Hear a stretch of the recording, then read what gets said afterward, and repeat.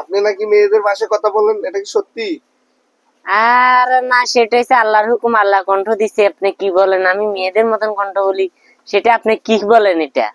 আর কি বলেন, এই তো না আপনি না না না, আপনি তো সত্যি মেয়েদের কণ্ঠে কথা বলতেছেন। না না না না, এটা আল্লাহর হুকুম, আল্লাহ দেয় না কথা। আমি কি ইচ্ছে করে এটা কথা বলতে পারি? হ্যাঁ? সেটা আল্লাহই তো দিচ্ছে, আল্লাহ লীলা খেলা। না না না, আমি তো দেখতেছি এটা আপনি ইচ্ছে করে বলতেছেন মনে হয়। না, আপনি সবার সাথে কথা ভাবে বলেন। আমার আল্লাহ কণ্ঠ দিচ্ছে এরকম। কারণ আমি কি মোটা কণ্ঠ কখনো করতে পারি না। আমি তো চেষ্টাটা আছি খেলে মোটা কণ্ঠ দিই, কথা চলে না। গরিব মানুষ, অসহায়, তাই হচ্ছে অনেক গরিব। কৃষিকাজ করি আমি, কৃষিকাজ করি, থাইতে বাবুচি কাম টাম করি, আর নদীতে মাছ ধরি, এটাই থাকি। ছেলে একটা আছে, তাই আচ্ছা দিনকাল যাই, ভাঙ্গা ঘরের ভিতরে থাকি।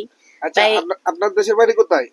আমার দেশের বাড়ি নোয়াখালী বয়েশ্বর, আসছিল ক্যারিংসর, গেছে ভাঙ্গি, হাসিনা বাজার।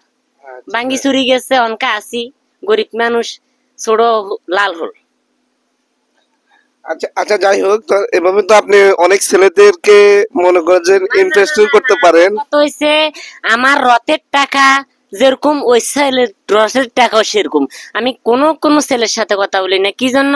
আমার বয়স হয়ে গেছে, তাই 30 বছর। তাই 30 বছর আমার বয়স, তা আমি এখন আমার যৌবন। আমার ছেলে একটা, মেয়ে একটা, মেয়েটারও বিয়ে দিব, ছেলেটারও বিয়ে করাবো। তা আমার এখন আল্লাহ যে এতদিন শক্তি গুলা রাখছে, বল গুলা রাখছে, আল্লাহ শরীর বাঁচায় থাকলে তাই এখন কর্ম করে খাইতে হবে। সেটা আমি এই সেগুলিতে আমি নাই, আছি আল্লাহ ভরসা। আল্লাহর হচ্ছে ভরসা, হাসুক নামাজ কালাম পড়ি, শেষ আল্লাহ আল্লাহ করি, আব্বা ওই লেবারের বাদ দুগার আনদি। আচ্ছা, যাই হোক গাইস, আপনারা শুনতে পারছেন বাইটির কথা। তিনি সত্যি একজন অসহায় মানুষ। আমরা সকলে আমার চ্যানেলটাকে সাবস্ক্রাইব করবেন এবং এভাবে অসহায় মানুষের পাশে দাঁড়ানোর চেষ্টা করবেন সব সময়। আমরা যেন যেসব আমাদের আশেপাশে গরিব অসহায় মানুষ আছে সকলের পাশে দাঁড়াতে পারি। আল্লাহ যেন আমাদেরকে সেই তৌফিক দান করে।